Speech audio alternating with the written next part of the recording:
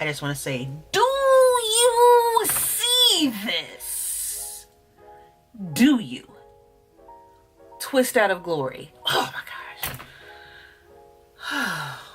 Listen, I got lucky this time around. This is like perfection at its finest. Just come on. The day 3 twist outs are always glorious.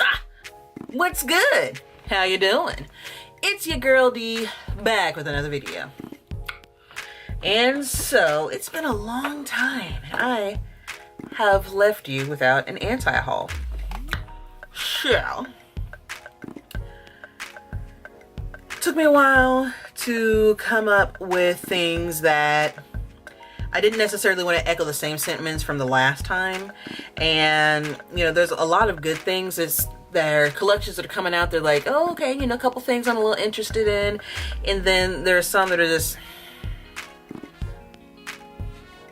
So, let's go into it, shall we? First and foremost, the Too Faced I Want Candy collection. Now, Jared Blandino has been off and on of these anti-haul lists of mine. This is number 4.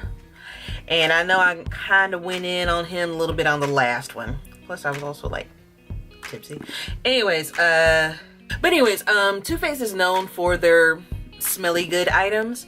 And, you know, the presentation is cute, but it's not original, you know. And I guess since Too Faced is known for makeup that smells, you know, they've got the abundance of chocolate related items, they have the abundance of peach related items, now we have an abundance of candy type items.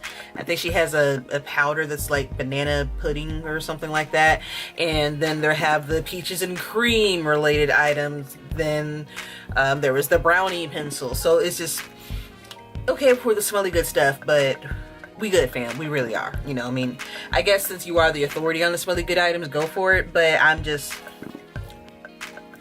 and that's why Jared Blandino was on the last anti-haul, because it's like, it's so played out. 2, I know that the line hasn't dropped just yet, but has anybody out there had swatches yet who's not on a PR list? That's what I'd like to see, because if you guys remember that collaboration with Too Faced and, I don't know, Nikki Tutorials, and how Nikki's swatches were not necessarily live swatches, but her swatches were like nice, bright, and pigmented, and then other people got theirs and it was trash. I'm just saying. I'd like to see that first. And then I'm still waiting on the expanded foundation range. You know, like, I'd rather Too Faced invest into what's lacking first. And at the time that I filmed the last anti-haul, I went in asking about making sure that we've got a good foundation range. Jackie Aina confirmed shortly before her birthday that she is going to be working on that, on better and deeper, darker shades for we brown girls. So hallelujah, holla back. But the peaches and cream line is going to be introducing some foundations too. And what do those look like?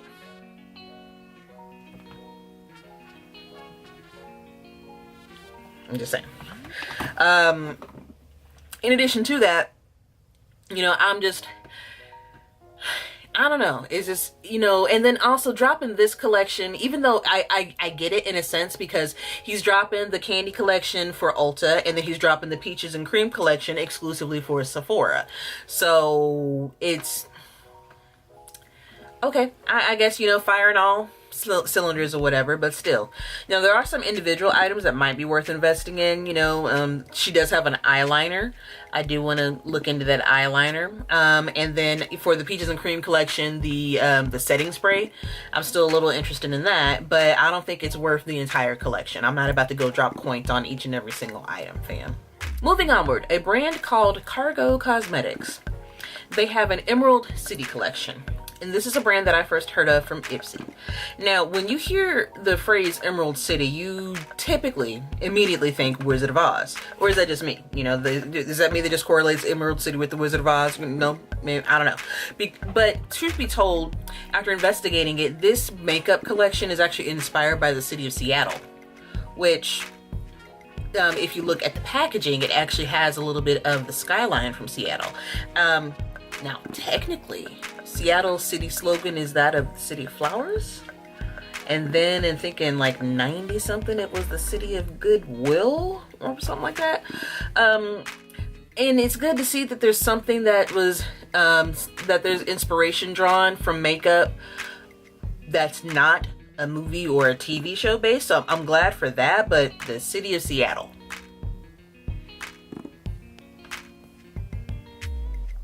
I don't know, anyways. It's good to see though, since it is known as Emerald City, it's good to see that there's a couple greens in a palette. I mentioned when I talked about the subculture palette from Anastasia Beverly Hills that it's good to see some deep, dark greens, especially for fall. You're so used to seeing oranges and reds and browns and golds and everything like that, so it's good to see greens, and it's good to see that this is based kind of on a green concept, but in looking at the shadows, it's only maybe 3 greenish shadows and 1 that's greenish.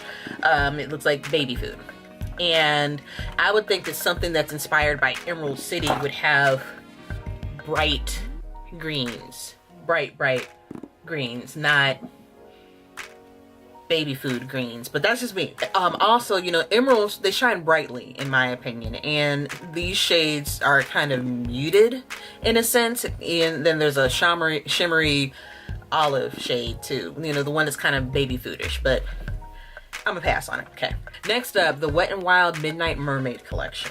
Now, I love mermaids and I love unicorns, and they're great for the spring and they're great for the summer. And I think that we should have some whimsical magic here and there, but fall's like 3 weeks away. You know, it's basically a hop, skip, and jump from September, and we still up on some mermaids and shit. Come on now. The eyeliners look pretty familiar, and I know that the Wet n Wild brand and the Mega Last, whatever they're called, those eyeliners have been around for a while, but honestly, it just looks like a slightly darkened shade of what it is that they've already got, and then they just slapped some new designing on the package. So I'm good. Now, some of the shadows may be worth investigating. There was only 1 lipstick shade that piqued my interest, but I'm good on the collection as an entirety. The highlight, though, I like the mermaid shape that's on there, and I like the packaging. It looks like there's a little bit more product in that particular highlight than that of their standard Mega Glows, but like we were technically kind of over mermaids and unicorns and shit in the spring. We tolerated it because it became summertime, you know, again, whimsical magic, let's get it. But now, okay, all right, like now it's like beating a dead horse with a stick, but that's how you want to get your coin. That's how you want to get your coin. Go for it. Next up, this Moschino, whoever the boy is, Jeremy Boo, whatever his name is, and the teddy bears and shit. That collection that's at Sephora right now. No. Why? First of all, the palette doesn't look sturdy or reliable. It is not travel friendly because it's inside of a fucking gold bear. And I understand that the shadow, the pigmentation is there from the swatches that I've seen, but it's a fucking teddy bear. Like, you can go to the thrift store and get a teddy bear for cheaper. In addition to that, the brushes are, now, hear me out about these brushes. The collection as an entirety, no, like, I don't care about the perfume, I don't care about the bag, I don't care about the teddy bear, I don't care about the mirror compact. Like, there's some little compact mirror for $18. I have a full mirror for $18. What the fuck is wrong with y'all? Now, 5 brushes for $52. I don't really need a fashion designer brand to make my makeup. I'm good. Like, as much of a collector as I am, and with as many different items that it is that I have when it comes to makeup, I don't need a clothing designer who makes weird shit at that to make makeup brushes for me. I'm good. I've got a plethora of makeup brushes, and 5 for $52. I'd have to see the quality of the bristles, because my Storybook Cosmetic brushes were $5 for 50 some odd dollars, but that's a high quality, long lasting ass brush with a heavy motherfucking handle, but also a completely original design. And their Storybook is literally taking over the whimsical and magic game that everybody wishes they thought of back in the day. This Moschino pistachio? No, I'm good. I'm good, pistachio. I'm good. All right, so next up, and I apologize in advance if I offend anyone, but I feel a type of way about this. So Benefit Cosmetics, they have a collaboration with some influencers right now. There's Manny MUA, Nicole Guerriero, Laura Lee, the Sarahi girl, and Jeffree Star. And it's good to see that they took their best-selling items and collaborated. Like, you know, I think Manny has the Hula bronzer, and I think I can't remember if Laura Lee had the eyebrow pencil or if it was Nicole Guerriero that had the eyebrow pencil. Somebody had the blush. Somebody had their real mascara. So it's good to see that they're taking the top sellers, the best sellers, and pairing up with best-selling popular makeup influencers. And I'm gonna call them makeup influencers because I don't necessarily know the actual makeup artist status of each and every single one of them. I'm welcome to discuss that with you in the comment section. But where's the brown girls? Now, no shade to Nicole Guerriero. I'm glad that they got a little bit of ethnic diversity and everything like that. I'm glad that we've got some gender inclusion as well too. So, you know, I'm not complaining at the fact that we don't have adequate representation across the board. You know, we've got Manny and Jeffree, so we've got boys that wear makeup. I appreciate that. I do appreciate that. But also, give me a black boy who wears makeup.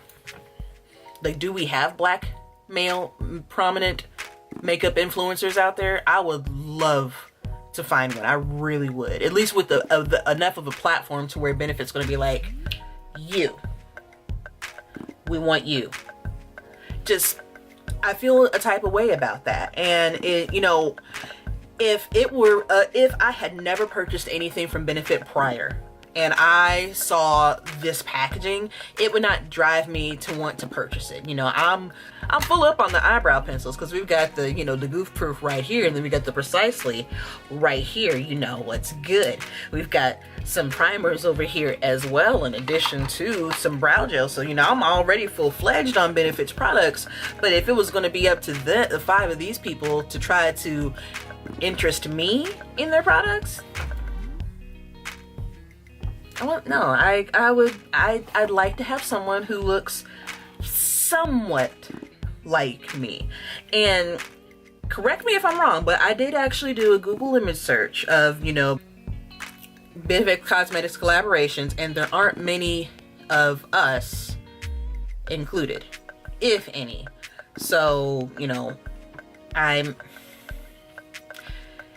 that's what I can't get behind that. You know, like, it's not enough to make me boycott Benefit. Look, we've already invested in this shit, so I'm not about to just go and dump it just because they don't have a brown girl on here. But also at the same time, it's not going to make me go run to the stores to get one. So, we'll level. Moving onward. The Glam Glow Glitter Mask. A bitch. Honestly, if I wanted to go get craft glitter and mix it around with a Glam Glow mask and then apply it on my face and then peel it off, I could do it on my own. I really could. You know, and Glam Glow's items are high.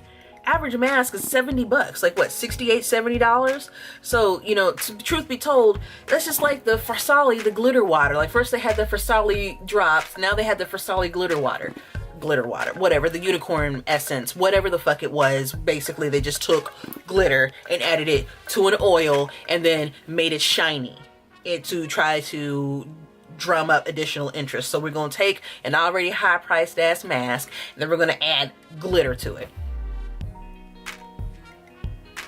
Motherfucker. No, I am good. I really am good.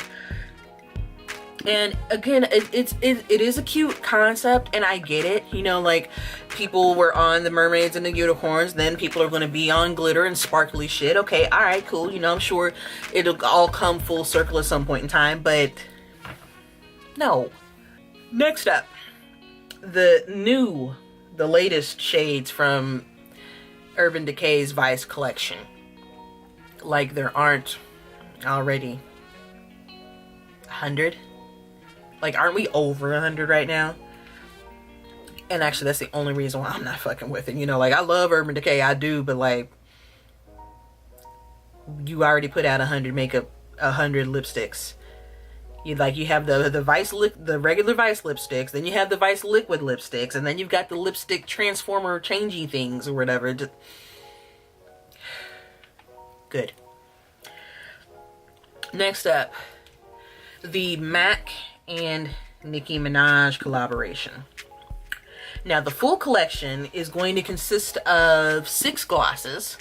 Only 2 lipstick shades are actually designed by Nicki. They don't complement my skin tone necessarily, because they're that of the ashy dick kind. The lip glosses, they could work with a lip liner, maybe from what I've seen, but nah. And then most of the shades in the collection are re-promoted. They're already shades that MAC had, and they're just like, ooh, you know what? We're going to take this thing that we already put out there, and we're going to pay, you know what? This is basically, this represents the Nicki Minaj collection from MAC. That's basically what this is.